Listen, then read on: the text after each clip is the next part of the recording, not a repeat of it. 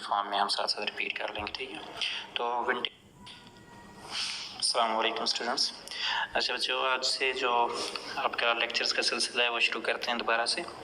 तो टेस्ट का शेड्यूल भी आप लोगों को दे दिया गया, तो इंशाल्लाह वो भी साथ साथ जो है वो होगा। उसमें आप अपना बकाया जो पहला का कोर्स है उसको रिवाइव करेंगे। पर डे टेस्ट का नादर साहब ने आपको सेंड कर दिए। और सेकेंडली ये जो आपको पर डे लेक्चर होगा इसको भी प्रेजेंटेशन की फॉर्म में हम साथ साथ रिपीट कर लेंगे, ठीक है। तो वेंटिलेटर जो है वो बहुत इंपॉर्टेंट टॉपिक है हमारे लिए, क्योंकि एनेस्थीसिया के अंदर वेंटिलेटर को हम एनेस्थीसिया मशीन के अंदर भी यूज़ कर रहे हैं। आजकल जो मॉडर्न एनेस्थीसिया मशीन होती हैं उसके अंदर हाईली एडवांस्ड किस्म का वेंटिलेटर जो है वो साथ में लिंक्ड होता है, ठीक है। एक तो आपने उसके अंदर बेली देखी है, रेस्पिरेटरी सिस्टम के अंदर जो ब्रीथिंग होती है वो भी वेंटिलेटर की एक जो है वो एग्जांपल है, वेंट के तौर पे काम करती है। लेकिन अब जो है वो हाईली एडवांस्ड किस्म के जो है वेंटिलेटर इसके अंदर इस्तेमाल होते रहते हैं, ठीक है। तो अगर हम डिफ़ाइन करें कि वेंटिलेटर है क्या, तो हम कहते हैं ventilator is technologically advanced machine used to provide controlled mechanical ventilation or the intermittent फिर पॉजिटिव प्रेशर वेंटिलेशन, ठीक है, IPPV।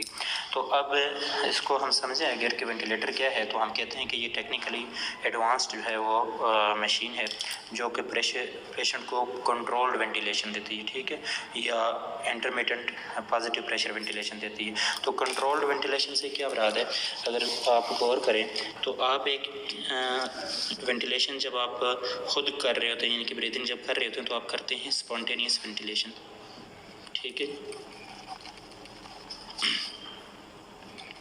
ठीक है, क्या कर रहे थे, स्पॉन्टेनियस वेंटिलेशन कर रहे होते हैं, यानी कि खुद से इंस्पायर और खुद से जो है वो एक्सपायर कर रहे होते हैं गैस को, इसको कहते हैं स्पॉन्टेनियस वेंटिलेशन। लेकिन जब पेशेंट खुद से ब्रेथ नहीं ले सकता, खुद से वो ब्रीथिंग नहीं करता, तो उसके अंदर क्या होता है कि उसके मसल्स काम नहीं कर रहे होते, तो अब वो खुद ना इंस्पायर कर सकता है ना एक्सपायर कर सकता है। तो इसको असिस्टेड वेंटिलेशन की ज़रूरत होती है कि बाहर से कोई चीज़ इसको जो है हेल्प करे। तो तब जब बाहर से हेल्प की जाती है तो उसको कंट्रोल्ड वेंटिलेशन का नाम दिया जाता है। और अगर हम उसको विद हेल्प ऑफ मशीन करेंगे तो फिर वो क्या होगा कि कंट्रोल्ड मैकेनिकल वेंटिलेशन हो जाएगी।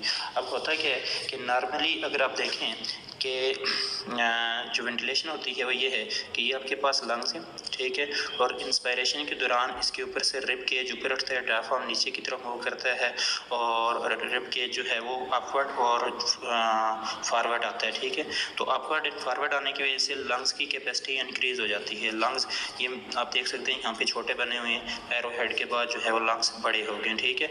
तो लंग्स जब बड़े होते हैं तो इसके अंदर एक वैक्यूम क्रिएट हो जाता है, जो है वो स्पेस पैदा हो जाती है, जिसको मैंने लिखा है कि नेगेटिव एरिया बन जाता है, यानी कि वैक्यूम टाइप एरिया आता है। यहाँ पे अब एयर का प्रेशर कम हो जाता है, तो बाहर एटमॉस्फेयर के अंदर एयर ज़्यादा होती है, जिसकी वजह से एयर बाहर से रश करके अंदर जाती है। तो इसको आप कह सकते हैं नेगेटिव वेंटिलेशन है, कि बाहर से एयर को कोई चीज़ हेल्प नहीं कर रही, अंदर का प्रेशर कम है, बाहर प्रेशर ज़्यादा है, तो एयर खुद से जो है वो बाहर से अंदर रश करके जाती है। जबकि जब आप मैकेनिकल वेंटिलेशन देखते हैं तो लंग्स आप देखें मसल क्योंकि यहाँ पे वर्क नहीं कर रहे होते, डायफ्राम ऊपर नहीं उठता खुद से, रिब के डायफ्राम खुद से नीचे नहीं जाता, रिब के अपवर्ड एंड फॉरवर्ड खुद नहीं आता, ठीक है। तो जिसकी वजह से लंग्स की कैपेसिटी के ऊपर कोई असर नहीं पड़ता, लंग्स की कैपेसिटी जितनी होती है उतनी रहती है, यानी कि लंग्स अगर ये है साइज इनका तो इतना ही रहेगा, ठीक है। अब होगा क्या, इससे होगा क्या कि प्रेशर अंदर की साइड पे पॉजिटिव ही रहता है, यानी कि लंग्स जितने उनका साइज है उतनी उसके अंदर गैस भी भरी हुई होगी, ठीक है। अब होगा क्या कि इसके अंदर बाहर से हवा रश करके अंदर नहीं जाएगी, क्योंकि अंदर का प्रेशर और बाहर का प्रेशर सेम होता है। तो air is forced by the ventilator to go inside the lungs. तो इस तरह से हम किसी बैग की मदद से या वेंटिलेटर की मदद से एयर को क्या करते हैं, पुश करते हैं कि वो अंदर की तरफ जाए। तो इसको हम किसका नाम देते हैं, पॉजिटिव प्रेशर वेंटिलेशन का। तो इंटरमिटेंट का लफ्ज़ क्यों है, क्योंकि ये वक्फे वक्फे से होती है। अगर आप बैग इस तरह से मास्क से जो है वो बैग से, एम्बो बैग से, ये जो आपका रेजरवायर बैग होता है उससे प्रेशर को यूँ पंप कर रहे होते हैं, तो आप विद पैसेज ऑफ टाइम, यानी कि एटलीस्ट सेकंड्स का तो डिफरेंस आ ही रहा होता है, ठीक है। तो इस तरह से इसको जो है वो हम किसका नाम देते हैं, इंटरमिटेंट पॉजिटिव प्रेशर वेंटिलेशन का नाम देते हैं, ठीक है। आई होप सो आपको इसकी समझ आ जाएगी। तो नेक्स्ट अगर हम देखें कि ventilator are commonly used in the following site of health care unit, के एक हेल्थ केयर यूनिट के अंदर वेंटिलेटर कहाँ कहाँ पे अवेलेबल होते हैं। तो ये आईसीयू के अंदर मोस्ट कॉमनली यूज होते हैं, सीसीयू के अंदर, ऑपरेशन थिएटर के अंदर, और फिर क्रिटिकली इल जो पेशेंट होते हैं उनको एक जगह से दूसरी जगह ट्रांसफ़र करने के लिए भी हम इसको यूज़ करते हैं। ठीक है, एयर एम्बुलेंस की जो फैसिलिटी होती है उसके अंदर वेंटिलेटर अवेलेबल होता है, और जो आपके पास एडवांस्ड एम्बुलेंस सर्विस है, लैंड एम्बुलेंस सर्विस, तो उसके अंदर भी जो है ये फैसिलिटी होती है। आजकल पोर्टेबल वेंटिलेटर मौजूद हैं कि अगर कोई एम्बुलेंस ऐसी है जिसके अंदर वेंट नहीं मौजूद तो पोर्टेबल वेंटिलेटर उसके साथ रख के जाया जा सकता है। और फिर पोर्टेबल वेंटिलेटर का ये फ़ायदा होता है कि आपके पास ऑपरेशन थिएटर से पेशेंट को अगर आप क्रिटिकल एरिया के अंदर ट्रांसफ़र कर रहे हैं तो तब भी आप इसको यूज़ कर सकते हैं। ठीक है, और एमआरआई के लिए बाज़ दफ़ा पेशेंट को इसके अंदर लेके जाते हैं, रेडियोलॉजी डिपार्टमेंट के अंदर लेके जाते हैं, इसी तरह सीटी स्कैन वगैरह के लिए। तो अब उस टाइम पे आप इसको ट्रांसफ़र करने के लिए पेशेंट को साथ में पोर्टेबल वेंटिलेटर यूज़ कर सकते हैं। ठीक है, दूसरी चीज़ ये है कि क्लासिफिकेशन ऑफ वेंटिलेटर। तो देखें, जब भी किसी चीज़ की क्लासिफिकेशन की जाती है ना, तो क्लासिफिकेशन से मुराद होती है कि कोई different certain type of groups आपने बनाने। तो ग्रुप किसी एक स्पेसिफिक बेस के ऊपर बनता है कि ये इस तरह की चीज़ें इस बेस के ऊपर ये सिमिलर हैं तो ये ग्रुप बन गए। तो क्लासिफिकेशन ये टाइप बनाने के लिए भी हमें क्या चाहिए होता है, एक बेस चाहिए होती है। तो ventilator are classified into the number of types on the certain basis which are following. ठीक है, तो बहुत सारी जो है वो टाइप्स वेंटिलेटर की बन सकती हैं, और किस बेस पे बनती हैं वो ये लिखी हुई हैं सबने। 8 तरह की जर्नल जो है वो ऐसी बेसिस हैं जिनके ऊपर हम वेंटिलेटर को डिवाइड कर सकते हैं। ठीक है जी, या जो है डिफरेंट टाइप्स बना सकते हैं। उसके अंदर सबसे पहले मेथड ऑफ साइकिलिंग है। मेथड ऑफ साइकिलिंग के इंस्पायरेशन से एक्सपायरेशन के ऊपर किस तरह से शिफ्ट हो सकता है। जैसे हम नॉर्मली यूजरा अपना सांस अंदर खींचे, जब सांस आप अंदर खींचते तो आप इंस्पायर कर रहे हैं, और फिर जो है वो गैस जब बाहर आपके लंग्स के से आती है तो वो एक्सपायरेशन है। ठीक है, तो एक माइंड सेट, ये जो रेस्पिरेटरी सेंटर है आपके ब्रेन के अंदर, तो वो इसको डील कर रहा है, इंस्पायरेशन और एक्सपायरेशन को डील कर रहा होता है। ठीक है, तो अब जब पेशेंट जो है वो खुद कोमा के अंदर है या एनेस्थेटाइज्ड है या जो है वो किसी डिफॉर्मिटी के अंदर, कॉम्प्लिकेशन के अंदर है, तो उसको ये इंस्पायरेशन एक्सपायरेशन खुद से चेंज नहीं कर सकेगा, वेंट जो है वो चेंज करते हैं। ठीक है, तो वो किस तरह से चेंज करते हैं इस बेस पे भी इसकी जो है वो टाइप्स हैं। इंस्पायरेशन फेज गैस कंट्रोल, और जो है वो इंस्पायरेशन का एक स्पेसिफिक फेज है, उसके ऊपर भी है। और सोर्स ऑफ पावर के इलेक्ट्रिकल सप्लाई है या एयर सप्लाई है, उस बेस पे भी इसकी जो है वो डिवाइड किया जाता है। सूटेबिलिटी का यूज़ के उसके बाद जो है वो पेडियाट्रिक यूज़ है, मेथड ऑफ ऑपरेशन है, सोफिस्टिकेशन है। ये सोफिस्टिकेशन वर्ड आपके लोगों के लिए नया है, आगे चल के इसको देखेंगे क्या है, और फंक्शंस जो है वो इसकी बेस पे इसको हम देखते हैं। ठीक है, तो मेथड ऑफ साइकिलिंग जैसे कि पहले मैं आपको बता चुका हूँ कि इंस्पायरेशन और इंस्पायरेशन और एक्सपायरेशन चेंज। ठीक है, ये आप देख सकते हैं लिखा हुआ कि इंस्पायरेशन एंड एक्सपायरेशन चेंज। तो इसकी बेस पे हमारे पास जनरली 4 टाइप बनती हैं इसकी। ठीक है, कि वॉल्यूम साइकिलिंग है कि वॉल्यूम डिटरमाइन कर देता है कि अब इंस्पायरेशन चेंज हो के एक्सपायरेशन में आ जाए, या टाइम जो है वो बता देता है ये प्रेशर है या फिर फ्लो है। तो इसकी बेस पे हमारे पास टाइप बनती है एक volume cycling, time cycling, pressure cycling या फ्लो साइकिलिंग। ठीक है जी, तो वॉल्यूम साइकिलिंग के अंदर क्या होता है वो set tidal volume on the screen. तो हम वेंटिलेटर की स्क्रीन के ऊपर एक स्पेसिफिक टाइडल वॉल्यूम जो है सेट करते हैं। जैसे अगर हमारा अडल्ट पेशेंट है तो उसके अंदर वॉल्यूम हम जो है 500 सेट करेंगे। ठीक है, टाइडल वॉल्यूम 500 ml हम सेलेक्ट कर लेंगे। ठीक है, तो when reach to the determinant tidal volume inspiration changes to the expiration. तो जब वेंटिलेटर गैस पेशेंट को दे रहा होगा तो लंग्स के अंदर टाइडल वॉल्यूम 500 ml तक पहुंचेगा, तो इंस्पायरेशन खुद से जो है वो किसके अंदर कन्वर्ट हो जाएगी, एक्सपायरेशन के अंदर कन्वर्ट हो जाएगी। ठीक है, अब ये टेक्निकल टर्म्स पता नहीं आप समझ रहे हैं कि इंस्पायरेशन एक्सपायरेशन, इसको एक दफ़ा मैं रिवाइव कर देता हूँ कि गैस जब पेशेंट इनहेल कर रहा है तो वो इंस्पायरेशन है, जब फायर निकाल रहा है तो वो क्या है जी, एक्सपायरेशन है। तो जब टाइडल वॉल्यूम यानी कि वो स्पेसिफिक वॉल्यूम जो आपने स्क्रीन के ऊपर सेट किया 500 ml, तो वो जब उस तक पहुँचेगा तो खुद से ही इंस्पायरेशन किसके अंदर चेंज हो जाती है, एक्सपायरेशन के अंदर चेंज हो जाती है। ठीक है, दूसरी है आपके पास टाइम साइकिलिंग, तो टाइम साइकिलिंग जो होती है उसके है कि हम एक जैसे ये पे लिखा है कि सेट टाइम ऑफ इंस्पायरेशन, ठीक है, कि 3 सेकंड टू 4 सेकंड जो है वो इस तरह से इंस्पायरेशन के एक स्पेसिफिक वॉल्यूम जो है वो टाइम जो है वो सेट कर दिया जाता है। ये हम वेंटिलेटर के ऊपर स्पेसिफिक जो है वो कैलिब्रेशन होती है, नंबरिंग होती है, या जो है वो टच स्क्रीन वाली होती हैं वो, तो उससे जो है वो हम इसको सेट कर देते हैं। उस सेटिंग की वजह से क्या होता है कि when duration reach inspiration exchange होता है एक्सपायरेशन, ये एरो हेड लगा के मैंने इंस्पायरेशन को लिखा हुआ है, एक्सपायरेशन चेंज कर देती है, ठीक है। तो इस तरह से क्या होता है कि जब वो ड्यूरेशन पूरा होता है इंस्पायरेशन का तो वो चेंज होकर एक्सपायरेशन के अंदर हो जाता है, ठीक है। ये कॉमनली यूज मेथड है और ये लंग कंप्लायंस को जो है वो इफेक्ट नहीं करता, यानी कि अगर लंग्स के अंदर कोई डिफॉर्मिटी प्रॉब्लम वगैरह है तो उसके अंदर उसको के लिए जो है कोई हर्डल पेश नहीं करता, ठीक है। तो दूसरी जो 2 टाइप्स है उसको आगे देखते हैं। उसके बाद आपके पास है प्रेशर साइकिलिंग और फ्लो साइकिलिंग, ठीक है। तो प्रेशर साइकिलिंग आप देखें कि इसके अंदर have the set volume of the pressure, या आप कह सकते हैं कि लिमिट ऑफ द प्रेशर,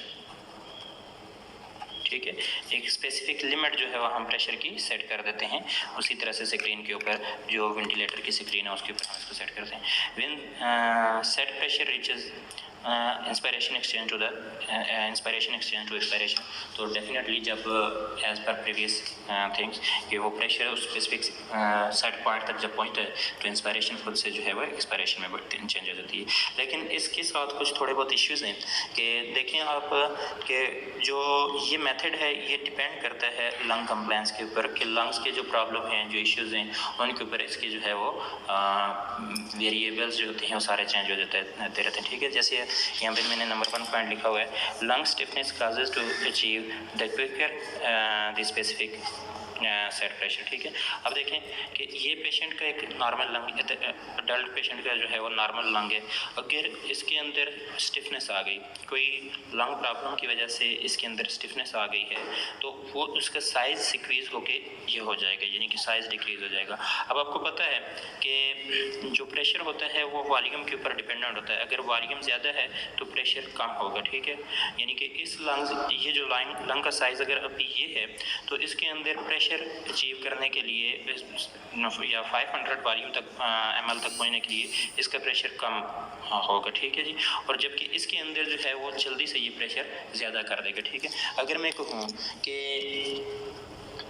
इस लंग का जो टाइटल वॉल्यूम है वो 500 ml है, ठीक है, जो इसको रिक्वायरमेंट चाहिए, और इसके अंदर कैपेसिटी भी इतनी है, और इसके अंदर प्रेशर जो हमने मशीन के ऊपर सेट किया हुआ है, सपोज करें वो 750 मिलीमीटर ऑफ मरकरी है, ठीक है, 750 मिलीमीटर ऑफ मरकरी है। अब क्योंकि इसका साइज़ कम है, ज़्यादा है, तो ये लेट अचीव होगा। अब इसका क्योंकि वॉल्यूम जो है वो यानी कि साइज़ कम है, तो ये प्रेशर फ़ौरन से हमें अचीव हो जाएगा। मे भी अभी वॉल्यूम जो है वो 250 तक ही पहुँचे, ठीक है, लेकिन प्रेशर जो है वो 750 तक पहुंचे क्योंकि इसका साइज़ कम है, ठीक है। तो इस तरह से जब पेशेंट के किसी डिजीज़ की वजह से लंग का साइज़ कम या ज़्यादा होता है तो प्रेशर का जो साइकिलिंग या सेट पॉइंट होता है वो लेट अचीव होता है, यानी कि आप बेशक मशीन के ऊपर जो भी वैल्यू सेट कर लें वो डिपेंडेंट है कि आगे लंग्स की साइज़ क्या है या लंग्स के अंदर रेजिस्टेंस क्या है, ठीक है। दूसरी चीज़ देखें, will pursue the different tidal volume because pressure is dependent upon the lungs capacity और उसके बाद जो है lungs resistance to it, ठीक है जी। तो अब जैसे कि मैंने पहले कहा कि आप चाहे वॉल्यूम मशीन के ऊपर, वेंटिलेटर के ऊपर 500 सेट कर लें, 200 सेट कर लें, 300 सेट कर लें, लेकिन वो डिपेंड करती है कि वो अचीव जाके होनी क्योंकि लंग्स के अंदर है। तो लंग्स का अगर साइज़ कम है तो वो जल्दी से वो प्रेशर अचीव हो जाएगा, ठीक है जी। और अगर लंग्स का वॉल्यूम ज़्यादा है तो लेट जो है अचीव हो जाएगा, ठीक है। और इसके साथ सिर्फ ड्यूरेशन ही चेंज नहीं होता, वॉल्यूम भी चेंज हो रहा है। जैसे मैंने ऊपर आपको एग्जांपल दी कि 250 ml के ऊपर जो है वो ये प्रेशर एक स्पेसिफिक प्रेशर को अचीव कर लेगा, ठीक है। तो इस तरह से क्या है कि ये लंग्स के साथ जो प्रॉब्लम है, जो डिजीज़ है, उसके ऊपर डिपेंडेंट हो जाता है, ठीक है। एज आप लोगों ने FSC के अंदर पढ़ा हुआ है कि pressure is inversely proportional to the volume. जब वॉल्यूम कम है तो प्रेशर ज़्यादा हो जाता है। ये एरो हेड से आप समझ सकते हैं, वॉल्यूम का मैंने एरो हेड नीचे लगाया हुआ प्रेशर का ऊपर, तो वॉल्यूम जो है जब कम है तो प्रेशर ज़्यादा है, ठीक है। प्रेशर वॉल्यूम जब ज़्यादा है तो प्रेशर क्या है, कम है, ठीक है। तो लास्ट इसके अंदर जो पॉइंट है कि least used for the patient having the lungs problem. अब डेफिनेटली ये इस तरह के पेशेंट जिनके अंदर क्रोनिक ऑब्स्ट्रक्टिव पल्मोनरी डिजीज़ हो, या अस्थमैटिक पेशेंट हो, या ब्रोंकाइटिस का पेशेंट हो, या पेशेंट के जो है मसल पावर ऐसी है जिसके अंदर जो है वो स्टिफ, ये पेशेंट के लंग्स की स्टिफनेस हो, या मसल पैरालाइज हैं बहुत ज़्यादा और हार्ड हैं, यानी कि जैसे आप कह सकते हैं कि जो मैलिग्नेंट हाइपरथर्मिया के अंदर पेशेंट आपका होता है जब, तो उसके मसल बहुत स्टिफ हुए होते हैं, हार्ड हुए होते हैं, ठीक है। तो वो रेजिस्टेंस को बियर नहीं करते, यानी कि आप जितना प्रेशर देंगे वो उसको उसके मुताबिक जो है वो खुलते नहीं हैं। तो इस वजह से क्या होता है कि ऐसे पेशेंट्स के अंदर हम इनको यूज़ नहीं करते, ठीक है। फ्लो साइकिलिंग को देखें कि have a specific pre determinant flow on the screen. इसके ऊपर हम जो है वो फ्लो को सेट करते हैं, ठीक है। When flow reaches the dead point, inspiration जो है वो एक्सपायरेशन में चेंज हो जाती है इसी तरह से। और ये जो ओल्ड वेंटिलेटर थे, पुराने वेंटिलेटर्स के अंदर जो है वो यूज़ होते हैं, जैसे कि यहाँ पे लिखा हुआ है कि यूज्ड इन ओल्ड मशीन्स, ठीक है। नेक्स्ट हमारे पास है जी इंस्पायरेटरी फेज एक्सचेंज कंट्रोल। तो इसके अंदर हम इसको कंट्रोल करते हैं वॉल्यूम के ज़रिए या फिर किसके ज़रिए जी, प्रेशर के ज़रिए, ठीक है। तो volume preset specific volume of the gas is delivered, जैसे 500 ml as the tidal volume to the adult patient, ठीक है। यानी कि इसके अंदर इंस्पायरेटरी गैस को जो है वो हम पेशेंट को गैस इंस्पायर करने के लिए देते हैं, उसकी एक स्पेसिफिक वॉल्यूम सेट कर देते हैं या प्रेशर सेट कर देते हैं, तो वो उससे ज़्यादा ये काम नहीं होगा, ठीक है। जैसे नॉर्मल अडल्ट पेशेंट है तो उसका टाइडल वॉल्यूम 500 ml है, ठीक है। तो हम वेंटिलेटर की स्क्रीन के ऊपर भी 500 ml ही सेट करते हैं। अब पेशेंट को जो टाइडल वॉल्यूम के तौर पर गैस जाएगी, हर ब्रेथ के साथ जो गैस जाएगी वो कितनी होगी, 500 ml होगी, ठीक है। और दूसरा जो प्रेशर है, तो इसमें क्या करते हैं, preset pressure is delivered which not exceed to the limit, ठीक है। इसके अंदर वॉल्यूम के बजाय हम क्या करते हैं, प्रेशर स्पेसिफिक कर देते हैं, ठीक है। और use for the patient having bronchitis type disease, ठीक। अच्छा, अब देखें बात क्या है कि इसके अंदर 500 ml गैस हम सेलेक्ट करते हैं। इसके 500 ml से प्रेशर कितना जाता है, 7 सेकेंड।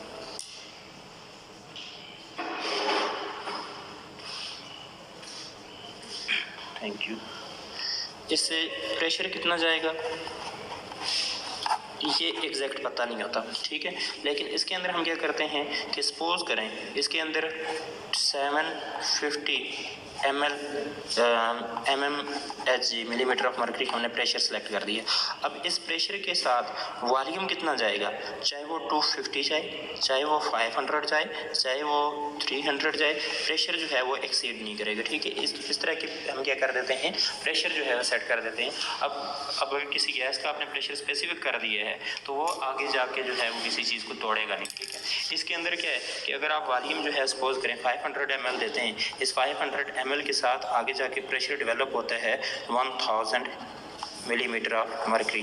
तो ये क्या करेगा, अगर पेशेंट ब्रोंकाइटिस का डिजीज़ से सफ़र कर रहा है, उसकी जो है वो लंग्स की जो कैपेसिटी है, ये पावर है, वो वीक हुई है, तो वो ब्रोंकाइटिस को तोड़ना है, ब्रोंक्यूल्स को जो है वो तोड़ना शुरू कर देगा, ठीक है। तो अब आपने स्पेसिफिक प्रेशर सेट कर दिया है तो वो आगे जाके डिस्ट्रक्शन नहीं करेगा, तोड़ेगा किसी चीज़ में, ठीक है। तो फिर हम डिवाइड करते हैं इसको सोर्स ऑफ पावर, तो ये इलेक्ट्रॉनिक सोर्स पे यूज़ होते हैं या फिर न्यूमेटिक सोर्स पे यूज़ होते हैं, ठीक है। तो जो न्यूमेटिक है उसके अंदर क्या होता है, प्रेशर आप डेवलप करते हैं with the help of air, ठीक है। एयर जो है वो उसको ऑपरेट कर रही होती है, एयर उसके अंदर जो है वो एक ऑपरेटिंग सोर्स के तौर पे काम कर रही होती है, ठीक है। और सूटेबिलिटी फॉर यूज़ की बेस पे इसको आप जो है वो कुछ वेंटिलेटर ऐसे होते हैं जो ऑपरेशन थिएटर के अंदर यूज़ के लिए स्पेसिफिक स्पेसिफिक होते हैं और बेटर सूटेबल होते हैं, जबकि कुछ जो है वो इसके अंदर हैं ICU के अंदर, ठीक है। अब ऑपरेशन थिएटर के अंदर देखें, आपके पास जो वेंटिलेटर यूज़ होता है डेफिनेटली उसको आप एनेस्थीसिया मशीन से अलग करके नहीं यूज़ कर सकते, ठीक। उसकी वजह क्या है कि जो आपके वोलेटाइल एनेस्थेटिक गैस की जो डिवाइसेस हैं तो उनके अंदर से वोलेटाइल एनेस्थेटिक गैस एयर के साथ मिक्स हो के तो जाएगी किसके अंदर, वेंट के अंदर जाएगी और वेंट से जो होती हुई वो कॉमन गैस आउटलेट से बाहर आएगी, ठीक है। तो अब अगर आपने एनेस्थीसिया मशीन का सर्किट अलग लगाया हुआ है, वेंटिलेटर का सर्किट अलग लगाया हुआ है, तो वो उस तरह से जो है वो एनेस्थीसिया को में ऑपरेट नहीं हो सकता। तो आपके एनेस्थीसिया मशीन के अंदर जो वेंटिलेटर होता है वो उसी के अंदर कनेक्टेड होता है, उसी के साथ होता है, ठीक है। जबकि ICU के अंदर यूज़ होने वाले जो वेंट होते हैं वो टोटली डिफरेंट होते हैं, वो उनके अंदर इस तरह की कोई फैसिलिटी नहीं होती कि आप वोलेटाइल एनेस्थेटिक एजेंट पेशेंट को डिलीवर कर सकें, ठीक है। और फिर आपके पास suitability for the paediatric use के लिए जो है वो इनके अंदर स्पेसिफिक प्रेशर लिमिट होती है, ठीक है। स्पेसिफिक प्रेशर वॉल्यूम एंड जो है वो प्रेशर की रेंज होती है, आप उससे ज़्यादा ये काम जो है वो उसको नहीं दे सकते, क्योंकि पेशेंट जो है वो जिन पीडियाट्रिक पेशेंट होते हैं उनके अंदर उनकी कैपेसिटी कम होती है, लंग्स की कैपेसिटी कम होती है। तो अगर आप इन्वेंट के अंदर ये ऑप्शन छोड़ देंगे कि प्रेशर वॉल्यूम ज़्यादा ये कम रख सकें, तो बाय मिस्टेक कभी जो है वो प्रेशर ज़्यादा सेलेक्ट हो सकता है, वॉल्यूम ज़्यादा सेलेक्ट हो सकता है, तो जिससे बच्चे का लंग जो है टोटल डिस्ट्रॉय हो सकता है। तो इसलिए जो है इसके अंदर ये ऑप्शन ही नहीं छोड़ा हुआ उन्होंने कि भाई इसके ऊपर वॉल्यूम आप सेलेक्ट करें। उन्होंने जो है एक स्पेसिफिक रेंज दी हुई है, उस रेंज से बाहर आप जा ही नहीं सकते, ठीक है। ये एक प्रिकॉशनरी मेजर है। तो 6 जो आपके पास बेस है मेथड ऑफ ऑपरेशन, तो ये मेथड ऑफ ऑपरेशन जो आपको चीज़ प्रोवाइड करता है ये पैटर्न ऑफ गैस फ्लो है, ठीक है, कि गैस किस पैटर्न से फ्लो हो रही है, ठीक है। ये प्रेशर जनरेटर एक टाइप है और इसके दूसरे जो फ्लो जनरेटर है, ठीक है। प्रेशर जनरेटर में आप देखें तो produce constant pressure to generate inspiration, ठीक है। इसके अंदर जो है वो जो फ्लो होता है वो ब्रेक नहीं होता, कांस्टेंट प्रेशर डेवलप होता है। और लंग कंप्लायंसेस जो होती हैं वो इसको चेंज करती हैं, पैरामीटर जो लंग्स के होते हैं वो इसको चेंज कर सकते हैं, ठीक है। और जो फ्लो जनरेटर है ये इसके अंदर जो है वो हम फ्लो को स्पेसिफिक फ्लो को सिलेक्ट करते हैं। फ्लो के मेथड होते हैं, स्ट्रीमलाइन फ्लो है, टर्बुलेंट फ्लो है, ठीक है जी। तो वो फ्लो जो है वो हम वेंटिलेटर के ऊपर सिलेक्ट करते हैं जो जिसके ज़रिए ये ऑपरेट कर रहा होता है इंस्पायरेशन को, ठीक है।